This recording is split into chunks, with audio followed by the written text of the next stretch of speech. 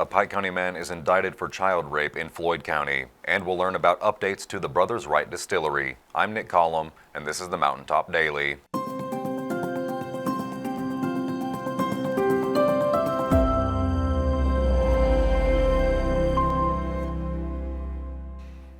A Pike County man has been arrested after being indicted on a non-forcible rape charge in Floyd County.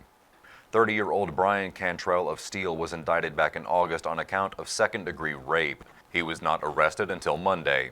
According to the indictment, Cantrell is accused of having sex in April of 2024 with a minor who was younger than 14 at the time.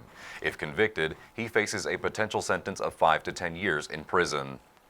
Cantrell is currently being held without bond in the Big Sandy Regional Detention Center in Paintsville.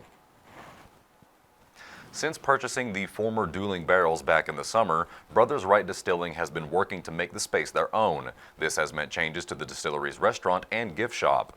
Robin went to the distillery today to get an update. Since changing ownership this past July, Brothers Wright Distilling Company has been making big changes to both the building and what they offer the public. For the last 3 or 4 months, we've really been working on changing the identity of this facility and making it fit more to what our brand was. At the end of the day, Alltech built an incredible facility here, but now that it's ours, it's our opportunity to introduce our brand to the Pikeville economy. Their latest change is moving the restaurant downstairs. So previously, the restaurant, which was known as Pierce's Place, was located on the second story of this facility. We've moved that restaurant space downstairs. The upstairs portion of the facility is really more of a private rental space now. Our volume of private rentals was really growing to the point that we were having to shut the restaurant down regularly, which is something we don't want to do. We want to have this place open for people to walk in, stop by, eat dinner, and enjoy the place. This involved shifting their gift shop to the Hambly Boulevard side of the building. We've relocated the gift shop from where it previously was in the building. If you stop in, you'll see a lot of items from the Brothers Wright Distilling brand as well as the Dueling Barrels brand. Up until now, our focus has really been on producing top-tier bourbon.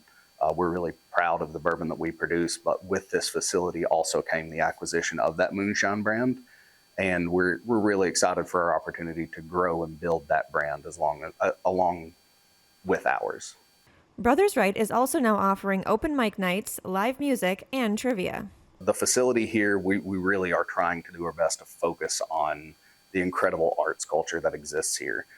Music is just a key focus for this facility, but usually we have a headline act on either Friday or Saturday, just depending on how that washes out. We are hosting trivia right now. We've partnered with a local Shriners group that is really done a good job of coming in, hosting great trivia nights, and the turnout for that's really been incredible. I think we had 60 people in here just for trivia last week. Overall, MIM said they want to be a place that offers something for both locals and tourists. At the end of the day, we are a bourbon brand. We are a distillery first, but we also understand that people coming into the area want to have an experience. So we want to be kind of a one-stop shop for someone coming into the area that doesn't know the area, looking for something to do. You can come here and do a tour. You can visit our gift shop. You can stop in, have dinner. You can have drinks, whatever it is. We really want to set this facility up to serve everyone in Eastern Kentucky. Reporting for Mountaintop News, I'm Robin Tillman.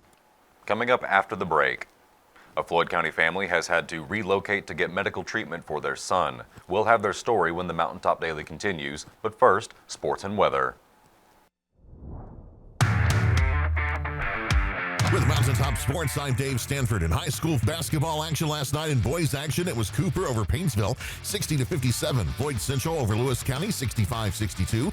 Green Valley Christian Nevada over David School, 49-14. Jenkins over Legan Cocoa, that's 46-22. Jenkins over Redbird, 65-46. Phelps over East Ridge, 79-66. Pike Central down June Buchanan, 70-26. Pikeville over Ashland, 77-65. Shelby Valley over Hazard, 57-49. And West Carter over Prestonsburg, 73-48. In girls action, it was East Ridge over Jenkins, 52-32. Floyd Central over Clay County, 64-48. Letcher Central over Betsy Lane, 63-52. And Pikeville over Knott County Central, 78-58. Mountaintop Sports would like to congratulate Eastridge standout Olivia Stanley on reaching the 1,000-point milestone in her career. A tremendous achievement and a moment worth celebrating. Number 21, University of Pikeville wrapped up the 2025 calendar year with an 82-74 win over the University of Rio Grande Saturday afternoon at historic Williamson Fieldhouse. For the second straight season, the Bears closed out play before the Christmas break in Williamson, finishing the calendar year with a 25-6 record. U-Pike led for most of the contest, taking a 44-40 advantage into halftime before pulling away late. The Bears didn't reach a double-digit lead until the final minutes when sophomore Jalen Rigston knocked down a three with 2:27 remaining to make it 73-63. U-Pike placed all five starters in double figures, led by Pikeville native Keon Warwicks with 19 points, along with 4 assists and 3 rebounds. Freshman Zion Blevins added 14 points. Bradley Bunch finished with 12 points and 7 rebounds. L.A. Walker chipped in 11 points and 7 boards, and Kenyon Cullip rounded out things with 10 points.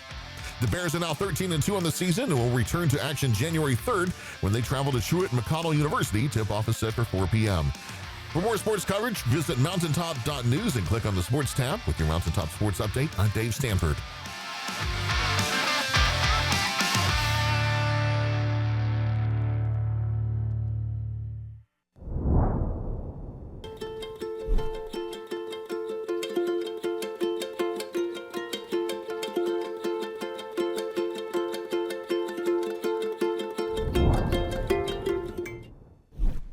When the government took Social Security away from honest Eastern Kentuckians, Attorney Ned Pillersdorf got the hearings declared unconstitutional. When the women guards were harassed at Little Sandy Jail, Ned fought back, securing a $1 million verdict at trial. And when the state tried to shut down Cordia School, Ned fought back and kept the school open. Attorney Ned Pillersdorf fights for the underdog, and he's ready to fight for you. Hey, it's Kristen Mulcahy, and it's time to take the halls with Appalachian Wireless starting today through December 31st. Get amazing holiday deals on the latest smartphones, 5G devices, accessories, and more. And that's not all. Christmas Cash is back. Every purchase or upgrade gets you entered in to win $500 in weekly cash. And one lucky winner, you'll take home the grand prize of $1,500. Celebrate big savings, gifts, and maybe even a big check. Visit us online or in one of our many retail locations because we are you. We are Appalachian Wireless. A Floyd County family has had to move to northern Kentucky so their son can get treatment for leukemia in Cincinnati. The good news is that the treatments are going well and the family is optimistic about the future. Sheldon brings us their story.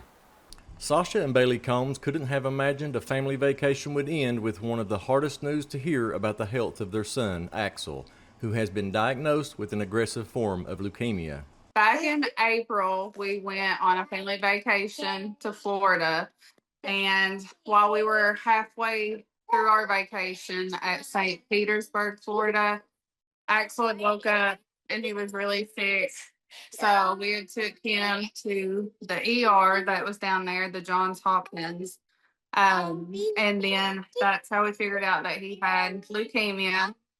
So he was too critical to be transported back home. So they had told us that we had to stay 5 weeks down there inpatient to get him stable and then to get chemo started before he was even safe enough to be transported back to Kentucky. Bailey, a post-9 state trooper who was given a transfer to a police position in Dry Ridge, and Sasha, an RN now doing telehealth, say they couldn't have made it without this help and support. When we came from Florida to northern Kentucky, while we were in Florida, my husband, he works for the state police. And we were very blessed and fortunate that a bunch of people in the agency with Kentucky State Police back home, like in Pike County, got up with people that lived in northern Kentucky and was like, asking like, does anybody have anything like for rent? Like, is there anything? Because we only had a week to get it figured out. The first signs were swollen lymph nodes and odd bruises showing up on Axel despite no recent injuries. With so many developments, the family has started a Facebook page for that purpose. This was something that you totally could not prepare for. Like I said, Axel was totally healthy until he wasn't. And then, and it's been the most devastating, hardest thing. You know, he's too little to even understand that he even has cancer or what's going on with him, which um, we are very blessed that he has a good prognosis and that he's responding well to treatment and that type of thing. But it still doesn't make it easier as far as what he has to go through, because I have the Angels for Axel Facebook page. And because it was easier for us and more feasible, just because we're so busy, like running to and from appointments and all this other stuff. Just we created his page to post his updates. That way we could update everybody at the same time. Reporting for Mountaintop News, I'm Sheldon Compton.